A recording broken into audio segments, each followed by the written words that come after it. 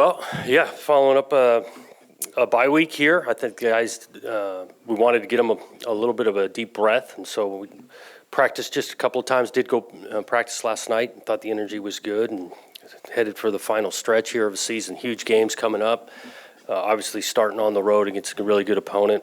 Got a bunch of respect. I say that a lot, but I just look at the job Coach Fish has done over his, I think he's in year 3. You can just see a team that continues to improve. One of the hotter teams, I think, in our league right now, coming off playing some really good football, so it's going to be a serious challenge. Been coaching in this league a long time. Traveling down to Arizona is tough. It's going to be a big-time atmosphere. So I know our guys will be excited, but they'll have to play with some great focus. They're going to have to play really well against this football team, and we're definitely looking forward to the opportunity. With the week to look at things, what did you see? What are you seeing from the run defense that's not quite right? Yeah, we got to definitely improve there. It was awesome to take the opportunity of kind of watching now 7 games, I guess. And there's a few things. We got to be in the right gap. Sometimes we're jumping out of a gap, sometimes trying to make a play. That's happened too many times. We got to tackle better. And again, we're playing against some good backs, quarterbacks that can extend the run. They're not easy to tackle, but we got to tackle better and stay in our gap. The tackling part of that, how do you work on that when you can't really spend a lot of time live tackling in practice this time of year? Yep, you're right. I mean, this thing, you're not going out there and just going to play live to get it better. There's drills, there's techniques. These guys have done it before. We got to do better of going lower on the ball carrier. These guys are good. So you go high on a tackle, that's going to be tough to bring a guy down, or at least he's going to be falling forward. So we try to emphasize that in regards to the posture. When we practice, we come up on a ball carrier. No, we're not going to tackle him to the ground, but we want to get in a better posture, try to get that muscle memory going. A few personnel, Ryan Cooper, where's he at? Yep, he's back and forth. We'll see how he looks toward the end of the week, but he's been dealing with something that has not gotten totally right. He played really well, last time we were out, but we'll know at the end of the week. Then Levin good? Should be practiced yesterday. We're pretty optimistic he'll play. It looked like Alton Julian played a little bit at inside linebacker. Was that an emergency thing, or is that something you're kind of looking at? We're looking at it a little bit. It's kind of like a dime package, getting another athlete on the field. We have been banged up at the inside backer position, and so it allows to get him on the field, and he's been working. It's a different position than safety, so there's some learning curve there, but he's a really smart player. And then I keep getting asked about Kelsey Howard. Is he just a freshman that's not quite ready to go yet, or is there something more there? Excited about him, practicing really hard. He's got some older guys that have done it in front of him, so he's making great contributions at practice, but currently not in the rotation. Coach, a tale of 2 stories for you guys this season. At home, you guys have been pretty much nigh unbeatable, about 11 points per game, about 285 yards. On the road, though, 31 points allowed on average, over 400 yards. What's been different for you guys defensively when it comes to playing at home and playing on the road, especially with another tough matchup here this weekend? Yeah, I don't know if I can put my finger right on it. The run defense definitely showed up against Cal. Some explosive plays. The 2 road games I'm thinking about, Cal and Washington State. Washington State played lights out. Give them some credit there. They made some plays in both the pass game and the run game. So, look, we're confident in the defense. We understand that week in and week out, these opponents we're playing are good, and we're going to have to tighten up some details. How hard is it for you guys to prepare for, again, another situation where you may have to prepare for 2 different quarterbacks? It's kind of been a theme for you guys this season, but this time around, the backup quarterback for Arizona, he's been playing lights out. How do you get prepared for either one this weekend? Yeah, I think they got similar skill sets. They can, accurate, know that scheme inside and out. Both of them are really competitive. You can see it not just when they're in the pocket, they leave the pocket. Really good offense in general.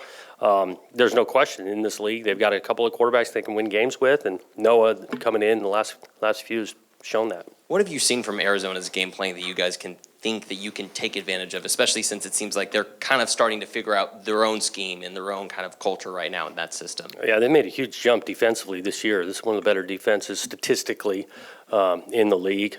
Sound, make you earn it. They've gotten bigger, stronger at the defensive front, and then coverage recognition. They do a good job at the disguise. So that's something that's going to be a challenge offensively. Coach Fish knows what he's doing on offense. They got a couple big-time playmakers on the outside, play more than one back, similar to us, and so they've got weapons, and it's a balanced offense. I know you said that you guys practiced last night. When you guys have these nighttime games, do you guys change the times of practice at all to try and get your players kind of ready for a later time game and, try to get their bodies, ready for a 7 o'clock, 7 Right. We don't, just because we find out these kick times 2 weeks in advance. You get a set of schedules so these guys can go to class at the same time. So we've been same schedule for a while. The only thing I guess we do tweak, depending on kickoff time, the day of the game, how we approach and what we do the morning of. We'll do something when we're kicking off later. For Arizona to go up on the Palouse and take care of business by 38, pretty impressive. What really impressed you with their performance, and is it just that this Pac-12 is so deep and there's so many teams that can play well? Yeah, I think it's the conference in general. So deep, so many of these games, you don't exactly know how it's going to play out. They played really well up there in that one particular, both sides of the ball, offensively, moving and scoring, defensively, shutting down what I think is a really potent offense. And so each week's going to be new. I mean, we had a bye. I was able to see some of these games this last Saturday. You don't know exactly how these games are play out. You got to play well to earn a win. One other thing, could you talk a little bit about the performance of Fuaga on the offensive line and how important he is on that line? Yeah, he's been really solid. Even starting not just on the field, you talk about his leadership, the influence he has on this team, his work ethic.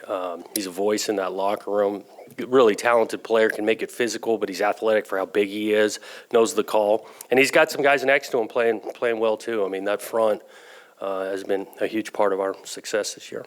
Coach, you touched on it just a second ago about watching games. How much football did you watch besides film? Yeah, I saw some on TV. Got to get on the road a little recruiting, saw some high school games too. So you're always checking it out. I enjoy it. I can't get the coach out of my mind when I'm watching it. I'm going to sit there as a fan, but it was just another example. Again, these games are so competitive week in and week out. You never exactly know. It's impressive to see the type of skill and playmaking across this league. Mostly is what I watch, but even across the country, college football, it's a great thing. You mentioned that you guys had a couple practices during the bye week. Was there anything specific or any specific areas that you guys worked on, improving in this bye? Yeah, we had a couple of things on each side of the ball that we want to emphasize and try to tighten up. We talked a little bit about on the defense side, offensively, some mechanics in our procedure we wanted to tighten up. We definitely got a lot of younger guys or guys that haven't played as much. We want to continue that development, so we got them a lot of reps, especially on Wednesday, to let them, play our schemes, not just being, the scout teamer that only runs schemes of the opponent. You talked about Arizona in your opening statement, practically one of the hottest teams in the conference, probably next to you guys. How do you, or what is your message to the team about not sort of buying into that hype or listening to that outside noise? Well, yeah, again, you take a bye week and there's continued conversation. We want to be focused on the task at hand. It's really about getting back to our timing. You take a week off, you got to get back to going full speed because this will be a challenging atmosphere opponent that we're going to need to play well. Aiden has played the last several games. Is there any reason why he wouldn't play in any of these last five? Not currently. Again, we've kind of liked the rhythm of him getting a taste of this thing. He's played well when he's gotten in. Really appreciate the way DJ continues to help him, and they prepare together throughout the week. And so I don't see that changing. This will be the fourth straight week. I'm assuming they're going to start the redshirt freshman. Be the fourth straight week you've played either a freshman or true freshman quarterback. Are freshmen just more ready these days because of the 7-on-7, the private coaches, or is some of that the portal that the coaches have some urgency to get these guys on the field because they don't know? I do think the quarterbacks in this day and age are more and more developed, more reps, 7-on-7 coming out of high school. I do think and I don't know this for certain, all four guys, but the early entry, guys that arrive in January, you get a free, 6 months before they truly start their freshman year. I think that compounds with guys being more than ready.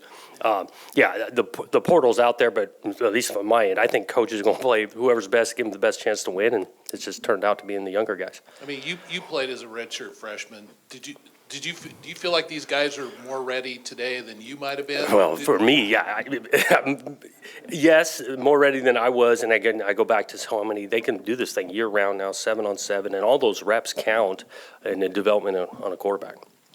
Coach, how did Tanner Miller grade out going that whole game the other day? Yeah, Tanner's been awesome. I mean, he played really well. The ability for him to play at a high level at two positions, especially the center thing, it's different when you're snapping and making the calls. So he's been a huge piece of that front this year.